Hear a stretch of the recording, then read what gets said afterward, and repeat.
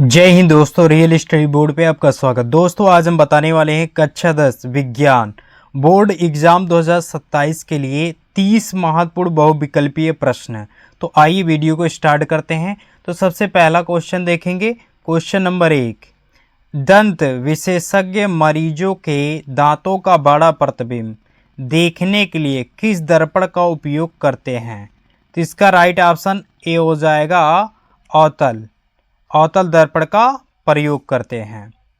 तो कान, नाक और गला जांच करने के लिए चिकित्सक किस दर्पण का उपयोग करते हैं? तो अवतल दर्पण का उपयोग करते हैं। तो ऑप्शन ए राइट हो जाएगा।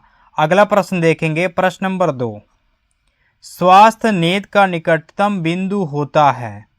तो इसका राइट ऑप्शन हो जाएगा ऑप्शन सी हो जाएगा 25 सेंटीमीटर। तो स्वास्थ्य नेत्र का निकटतम बिंदु होता है 25 सेंटीमीटर। तो ऑप्शन सी राइट हो जाएगा। प्रश्न नंबर 3 देखेंगे। प्रश्न नंबर 3 है, चंद्रमा से देखने पर आकाश दिखाई देता है, यानी कैसे दिखाई देता है? तो इसका राइट ऑप्शन हो जाएगा सी, चंद्रमा से देखने पर आकाश काला दिखाई देता है। तो इसका राइट ऑप्शन सी हो जाएगा। आइए अगला प्रश्न। प्रश्न नंबर 4, विद्युत धारा का एसआई मात्रक है? तो इसका राइट ऑप्शन बी हो जाएगा एम्पियर। विद्युत धारा का एसआई मात्रक होता है एम्पियर। कूलाम किस भौतिक राशि का मात्रक है? तो ये आवेश का मात्रक है। एग्जाम में पूछा जाए कि आवेश का मात्रक क्या है, तो कूलाम होता है।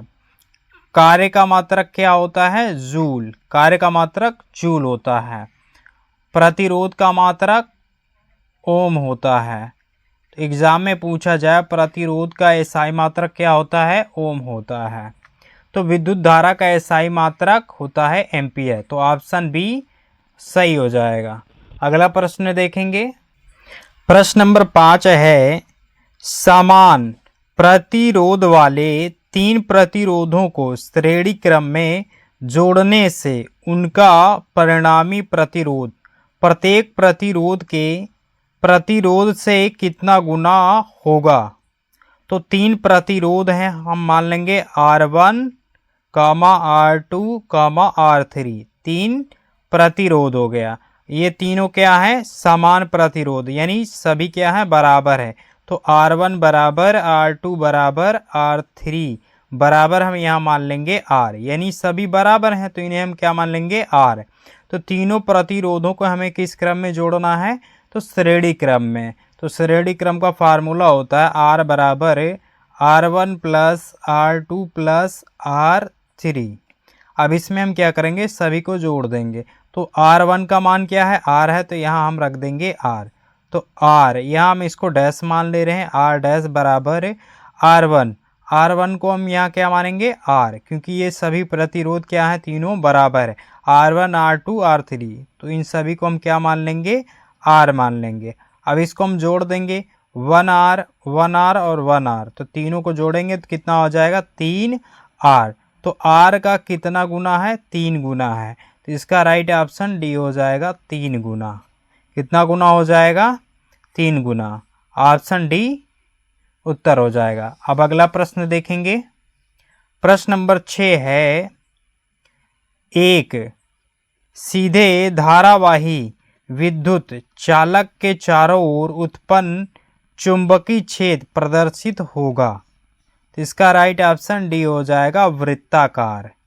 ऑप्शन डी होगा वृत्ताकार। कैसा प्रदर्शित होगा? वृत्ताकार। अब प्रश्न नंबर देखेंगे 7। प्रश्न नंबर 7 है, 20 सेंटीमीटर वक्रता त्रिज्या वाले अवतल दर्पण की फोकस दूरी होगी। तो यहाँ फार्मूला होता है R बराबर होता है 2F। तो हमें क्या निकालना है? फोकस दूरी। यहाँ F क्या है? फोकस दूरी है, और R क्या है? वक्रता त्रिज्या। तो F बराबर हो जाएगा R/2। तो यहाँ 20 सेंटीमीटर क्या है? ये वक्रता त्रिज्या, यानी R का मान है। तो यहाँ हम रख देंगे 20 और बटा हो जाएगा ये 2 से इसको कटाएंगे तो 10 बार में कट जाएगा। तो 10 सेंटीमीटर इसका उत्तर हो जाएगा। तो ऑप्शन बी राइट हो जाएगा 10 सेंटीमीटर। अब अगला प्रश्न देखें। प्रश्न नंबर 8 है, प्रकाश के लिए किस रंग का प्रकीर्णन सबसे कम होता है? तो इसका राइट ऑप्शन डी हो जाएगा, लाल। तो प्रकाश के लिए किस रंग का प्रकीर्णन सबसे कम होता है? तो लाल रंग के लिए सबसे कम होता है। सबसे ज़्यादा किस रंग के लिए होता है? तो बैगनी। पूछा जाए सबसे ज़्यादा किस रंग के लिए होता है? बैगनी। सबसे कम लाल रंग के लिए। अगला प्रश्न देखेंगे, प्रश्न नंबर 9। बिजली के बल्ब में फिलामेंट होता है, तो किस चीज़ का फिलामेंट होता है? टंगस्टन का होता है। तो ऑप्शन ए राइट हो जाएगा, टंगस्टन धातु का होता है। तो ऑप्शन ए टंगस्टन हो जाएगा। प्रश्न नंबर 10 देखेंगे, ओम के नियम के अनुसार धारा I, विभवांतर V और प्रतिरोध R में संबंध। तो फार्मूला होता है V बराबर आई आर। तो यह हम सभी में देखेंगे क्या है? आई है। आई के बराबर हमें निकालना, तो आई के बराबर निकालना, तो आर इसका बटा में आ जाएगा। तो आई बराबर क्या होगा? आर इसके अपान में आ जाएगा, तो वी बटा आर हो जाएगा। तो आई बराबर वी बटा आर। तो ऑप्शन डी इसका राइट हो जाएगा, आई बराबर वी बटा आर। तो ये ओम का सूत्र होता है, वी बराबर आई है। तो आई बराबर वी बटा आर। तो ऑप्शन डी राइट हो जाएगा। प्रश्न नंबर 11 देखेंगे। प्रश्न नंबर 11 है, खाने के सोडा का रासायनिक सूत्र है। तो इसका राइट ऑप्शन बी हो जाएगा, NaSCO3, सोडियम बाई कार्बोनेट। ये खाने का सोडे का रासायनिक सूत्र है। तो ऑप्शन बी सही हो जाएगा। प्रश्न नंबर 12 देखेंगे, बिटनॉन में क्रियात्मक समूह है, तो कीटोन, इसको क्या बोलते हैं? कीटोन। कीटोन बिटनॉन ऑन जोड़ते हैं इसमें, तो कीटोन में जोड़ते हैं। तो ऑप्शन बी इसका राइट ऑप्शन हो जाएगा। तो ऑप्शन बी उत्तर होगा। यहाँ single bond carbon double bond O यानी ऑक्सीजन से जुड़ा हो, तो ये क्या होता है? कीटोन होता है। तो यहाँ ऑप्शन बी इसका हो जाएगा राइट आंसर। अगला प्रश्न देखेंगे, प्रश्न नंबर 13। अमलगम होता है, तो अमलगम क्या होता है? ये मिश्र धातु, दो धातुओं से मिलकर बना होता है। ये क्या होता है? मिश्र धातु होता है। तो अमलगम होता है, मिश्र धातु होता है। प्रश्न नंबर 14 है, निम्नलिखित में असंतृप्त हाइड्रोकार्बन है। असंतृप्त, तो हमें सबसे पहले देखना है, यहाँ संतृप्त का फार्मूला होता है CnH2n+2। यहाँ हम रखेंगे क्या है? यहाँ 4 है, तो यहाँ 1 रखेंगे C1, यहाँ रखेंगे 1, तो यहाँ 2 गुणे 1+2, यहाँ C 2 1 कम 2 प्लस क्या हो जाएगा? 4 हो जाएगा। तो CH4, ये CH4 आ गया। तो इस प्रकार से हम इसको भी चेक करेंगे। कार्बन की संख्या यहाँ कितनी है? 2 है, तो यहाँ C2 रख देंगे और यहाँ 2 रखेंगे, 2 दूनी 4, 2 6 हो जाएगा, 6। तो ये बिल्कुल नहीं है, तो यही ऑप्शन बी इसका राइट हो जाएगा। असंतृप्त हाइड्रोकार्बन है C2H6। बाकी इस फार्मूले पे सभी क्या होंगे? यानी इस पे फॉलो करेंगे, सभी फॉलो करेंगे। जैसे हमने यहाँ 4 रख दिया, तो 4 और यहाँ 4 दूनी 8, 2 10, तो ये भी फॉलो करेगा और ये भी, तो ये फॉलो नहीं करेगा। तो ये क्या है? असंतृप्त हाइड्रोकार्बन है। बाकी सभी क्या हैं? ये तीनों 1 2 3, यानी ऑप्शन ए और सी और डी क्या है? ये संतृप्त हैं। बाकी C2H4 क्या है? असंतृप्त हाइड्रोकार्बन है। प्रश्न नंबर 15 है, बेकिंग सोडा का सूत्र है, तो ऑप्शन बी इसका राइट हो जाएगा, NaSCO3, सोडियम बाई कार्बोनेट। इसको हम खाने वाला सोडा के नाम से जानते हैं। CaOCl2, इसको हम ब्लीचिंग पाउडर कहते हैं, तो इसको विरंजक चूड़ के नाम से जानते हैं। NH4Cl, इसको अमोनियम क्लोराइड बोलते हैं, नौसादर। Na2CO3, ये सोडियम कार्बोनेट का फार्मूला है। प्रश्न नंबर 16 है, साधारण ताप पर द्रव धातु है, तो इसका राइट ऑप्शन डी हो जाएगा, Hg यानी पारा। पारा क्या है? साधारण ताप पर द्रव अवस्था यानी द्रव अवस्था में पाई जाने वाली धातु है। क्वेश्चन नंबर 17 है C6H6 में C परमाणु की संयोजकता है, तो कार्बन की संयोजकता, तो कार्बन कितने नंबर पे आता है? तो ये आता है 6 नंबर पे। तो 6 नंबर पे आता है। तो KLM और N कक्षक होता है, इसमें 2 भरा जाता है, इसमें 8, इसमें 18 और इसमें 32 इलेक्ट्रॉन भरा जाता है। तो यहाँ देखेंगे कितने इलेक्ट्रॉन है? 6, तो 2 इसमें भर देंगे, बचा कितना? 4, 4 इसमें। तो जो बाहरी कक्षक में होगा वही क्या होगा? संयोजकता होगी। तो कार्बन की संयोजकता कितनी हो जाएगी? 4। तो इसका राइट ऑप्शन सी हो जाएगा 4। अब अगला प्रश्न देखेंगे, प्रश्न नंबर 18। एक विलयन में हाइड्रोजन आयन का सांद्रण 1×10⁻⁷ मोल प्रति लीटर है। विलयन का पीएच मान होगा। यहाँ 10 के घात कितना है? -7। यही क्या हो जाएगा? +7, यानी प्लस लिखा नहीं जाएगा, तो ये 7 हो जाएगा। तो ऑप्शन बी। तो पीएच मान निकालना हो, अगर यहाँ 10 की पावर यानी माइनस का कितना है? 7 है, तो 7। तो 7 से अगर अधिक हो जाएगा यानी 8 हो जाएगा, तो इसमें क्या करेंगे? 14 में से घटाना पड़ेगा, क्योंकि इसकी लिमिट क्या होती है? 0 से 14 तक होती है। तो अगर यहाँ 7 है तो 7 ही क्या होगा? आंसर होगा। 7 से नीचे जहाँ तक होगा वो पीएच मान होगा विलयन का। तो क्या है? यहाँ 10 के घात -7 है, तो यहाँ 7 आंसर हो जाएगा। 7 से अधिक होगा तो 14 में से घटाना पड़ेगा, तब पीएच मान आएगा। अगला प्रश्न देखेंगे, प्रश्न नंबर 19। प्रश्न नंबर 19 है जल को जीवाणु रहित बनाने के लिए उपयोगी पदार्थ है। तो इसका राइट आंसर हो जाएगा डी, विरंजक चूर्ण, जिसको हम ब्लीचिंग पाउडर कहते हैं। तो जल को जीवाणु रहित बनाने के लिए हम ब्लीचिंग पाउडर का उपयोग करते हैं। ऑप्शन डी राइट हो जाएगा। और खून रोकने के लिए हम फिटकरी का उपयोग करते हैं। कपड़ा धोने के लिए हम धावन सोडा का उपयोग करते हैं। खाने वाले सोडे को हम बेकिंग सोडा के नाम से जानते हैं। प्रश्न नंबर 20 है H2S विलयन का पीएच मान है।